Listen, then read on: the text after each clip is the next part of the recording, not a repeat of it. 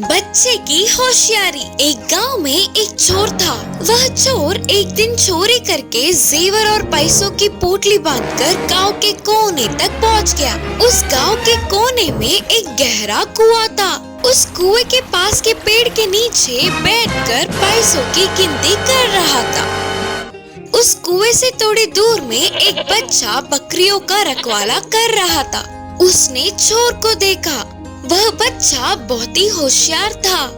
कैसे भी करके उस चोर को पकड़वाना होगा करके सोचकर तुरंत जोर जोर से रोता हुआ उस कुएं के पास आकर झुक के देख रहा था। यह सुनने वाला चोर बच्चे के पास आकर बोला, कौन हो तुम? क्यों ऐसे रो रहे हो? करके पूछा। तो उस बच्चे ने अपने आंसू पोंछते हुए कहा, अभी मैं पानी पी रहा था तो मेरे हाथ की सोने की अंगूठी कुएं में गिर गई। अगर मैं घर जाऊंगा तो मेरी माँ मुझे बहुत पीटेगी। बोलते हुए फिर से उसे उस सोने की अंगूठी की लालच होने के कारण उसने कहा, मैं उस कुएं में उतर के अंगूठी को ढूंढूंगा, तब तक तुम इस पोटली का ध्यान रखना। बोलते हुए रस्सी पकड़कर कुएं के अंदर गया। चोर के उतरते ही उस बच्चे ने रस्सी को ऊपर खींच लिया। इससे वह चोर ऊपर ना आ पाते हुए उस कुएं में ही फंस गया। तुरंत वह बच्चा भागते हुए गांव में गया और पूरी बात बताकर सारे लोगों को बुला लिया। उन सब ने उस चोर को कुएं से बाहर निकाल के उसे जोर से मार के सैनिकों के हवाले कर दिया। गांव वालों ने अपने अपने जेवर और पैसे को लेकर उस बच्चे की होशियारी की बहुत तारीफ करके उसे पैसों का इनाम भी दिया। कौवे का सौभाग्य। एक जंगल के पेड़ पे एक अकेला कौवा रहता था। वो था तो बहुत ही होशियार, पर बाकी के जानवरों की तरह ना होते हुए काले होने पर हमेशा दुखी होता था। उसके खूबसूरत ना होने पर वह बाहर ही नहीं निकलता था। कभी एक बार बाकी के कौवों के साथ जाकर पूरे जंगल में घूम आता था। एक दिन जंगल के तालाब में आराम से तैरती हुई हंस को देख उसके पास जाकर बोला, अरे वाह, कितनी गोरी और खूबसूरत हो। तुम्हारे जैसा सुंदर और खुश कोई भी पक्षी नहीं होगी, और एक मैं हूँ जो ऐसा हूँ। बोलते हुए अपने आप को कोसने लगा। हंस ने कहा, मैं भी ऐसे ही सोचकर गर्वित थी, लेकिन तोते को देख पता चला कि मैं कितनी गलत थी। मैं तो बस एक रंग में हूँ, पर वो तोता लाल और हरे रंगों में कितनी सुंदर है। बोलते हुए हंस उदास हुई। तुरंत कौवा पेड़ के ऊपर तोते के पास उड़ता हुआ गया। हंस ने ऐसा कहा करके बोला, हाँ, हंस ने सही कहा। मैं अपने रंगों से बहुत खुश थी, लेकिन मोर को देख के लगा कि सुंदरता तो ये है। मुझ में तो सिर्फ 2 ही रंग है, वही मोर में कई रंग। तोते ने थोड़ी सी जलन से कहा। तो तुरंत मोर से मिलकर कौवा इन बातों को बताना चाहा और पूरे जंगल में ढूंढ लिया, लेकिन उसे मोर कहीं नहीं दिखी। जान पहचान वालों से भी पूछने पर मोर का पता नहीं चला। ऐसे थोड़े दिन बीत गए। एक बार कौवे के ऐसे उड़ते हुए जाते समय जू में उसे मोर दिखी।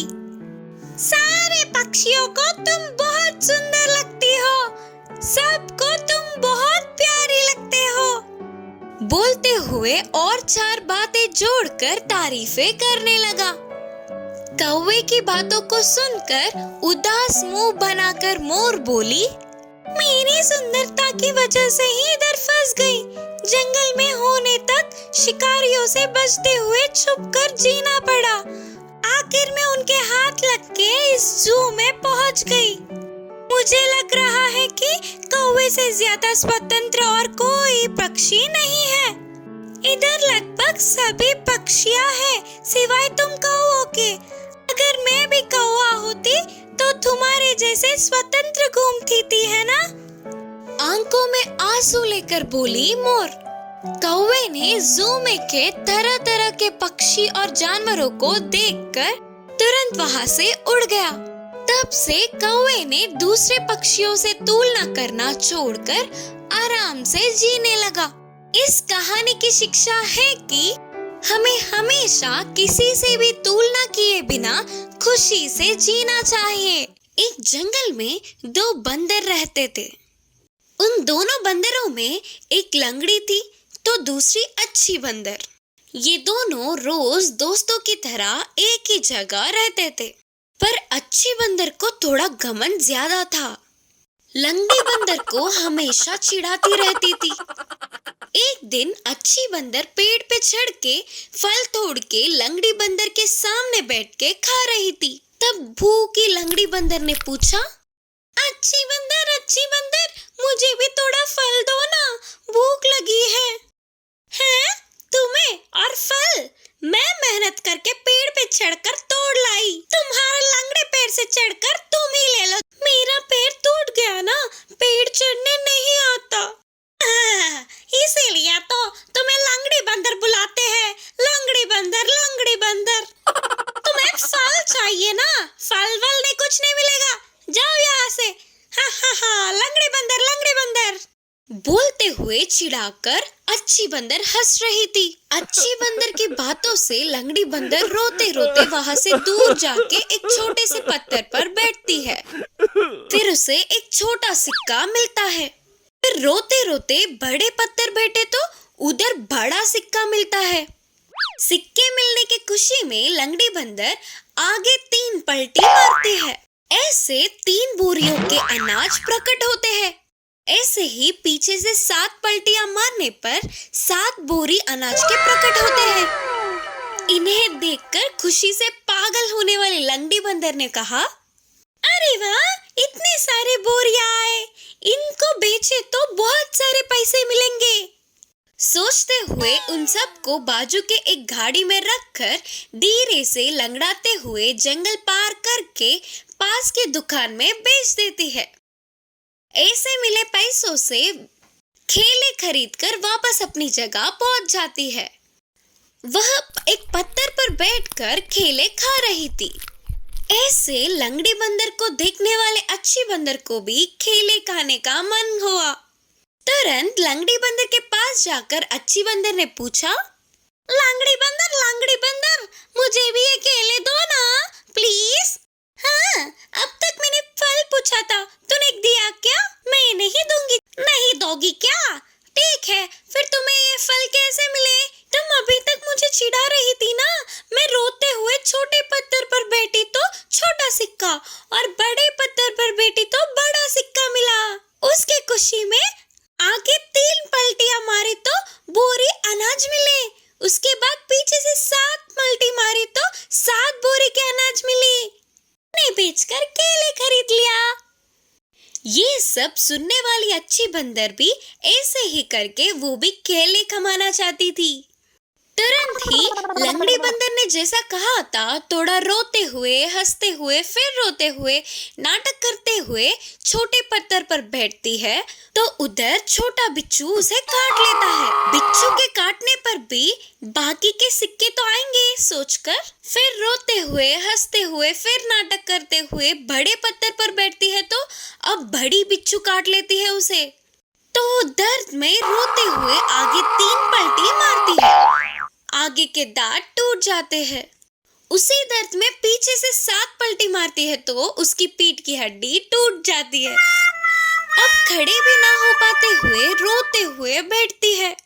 अच्छी बंदर को उस स्थिति में देखकर लंगड़ी बंदर को बहुत तरस आती है। अरे रे, क्या हुआ? उतनी चोट कैसे खाई? ठीक है, छोड़ो, अब उतनी मेहनत मत करो, मैं तुम्हें खेले दूंगी।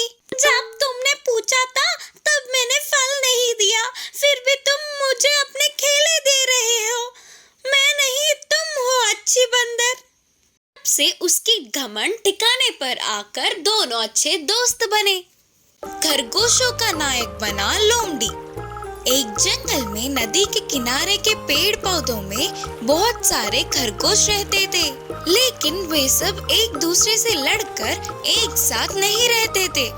वे सारे आहार ढूंढने के लिए अलग अलग जंगल में घूमते थे। उसी जंगल में एक चालाक लोमड़ी थी। वह अक्सर अकेले दिखे खरगोशों को पकड़ के ले जाती थी और अपनी जगह बैठकर आराम से खाती थी। दिन ब दिन उनकी संख्या कम होते जाने पर खरगोशों में चिंता और डर होने लगी। वे सब मिलकर एक दिन इकट्ठा होकर इस समस्या का समाधान सोचने लगे। एक खरगोश ने कहा, हम लोग आहार के लिए अकेले अकेले घूमने पर लोमड़ी हमला कर रहा है। वही अगर हम सब एक साथ मिलकर घूमेंगे तो वो कुछ भी नहीं कर पाएगी। इसीलिए अब से हम लोग अपने छोटे छोटे लड़ाइयों को बाजू में रखकर मिलकर ही रहेंगे। लड़ाइयों से ज्यादा अपने प्राण जरूरी होने के कारण वे सारे मान गए। उसके अगले दिन से ही खरगोश इकट्ठा होकर घूम रहे थे। इससे लोमड़ी हमला नहीं कर सकी। ऐसे तो उसे भोजन मिलना मुश्किल हुआ। अगर ऐसे ही और थोड़े दिन भूखी रही तो उसका बीमार होना निश्चित था। सोचकर तुरंत उसे एक उपाय सूझी और वह खरगोशों के पास जाकर बोली, अरे डरो मत, मैं अभी तुम लोगों को मारने नहीं आई रे, बल्कि तुम लोगों से दोस्ती करने आई हूँ। करके लोमड़ी के बोलने पर खरगोशों को यकीन नहीं हुई। वे अपनी सावधानी में थे। फिर 2 दिनों के लिए लोमड़ी के उन पर हमला करने की कोशिश नहीं करने पर आखिर में खरगोशों ने उस पर भरोसा कर लिया। फिर एक दिन लोमड़ी उनके पास आकर बोली, तुम लोगों को देखा तो मुझे बहुत अच्छा लग रहा है रे, लेकिन एक कमी है। तुम लोगों को एक नायक की जरूरत है। अगर वो होगा तो तुम लोग और ज्यादा बलशाली होंगे ना। तुम लोगों का कोई कुछ नहीं बिगाड़ पाएगा। तब खरगोशों को समझ नहीं आ रहा था कि उनमें से कौन नायक होगा। उतने में लोमड़ी ने कहा, अरे बाबा, अगर तुम लोगों को कोई आपत्ति नहीं तो मैं तुम लोगों का नायक बनूंगा ना। अब लोमड़ी सबसे अच्छे से रहने लगी करके सारे खरगोश मान गए और तुरंत लोमड़ी ने अपनी चालाकी का प्रदर्शन किया। तो फिर क्या बोलते हो? मैं तुम लोगों का नायक हूँ ना। मेरे लिए हर रोज भोजन का व्यवस्था करना तुम लोगों की जिम्मेदारी है। इसीलिए हर दिन एक छोटे छोटे जानवर को लाते हो या फिर तुम में से कोई एक मेरा भोजन बनेगा, ये तो तुम पर छोड़ता हूँ मैं। बोलते हुए लोमड़ी हंसने लगी। खरगोशों को लोमड़ी की दुष्ट बुद्धि समझ में आ गई और वे सभी एकजुट होकर लोमड़ी पर हमला करने लगे। इससे लोमड़ी अपने प्राणों को बचाते हुए उस जंगल से दूर भाग गई। उस दिन से सारे खरगोश मिलजुल कर रहने लगे।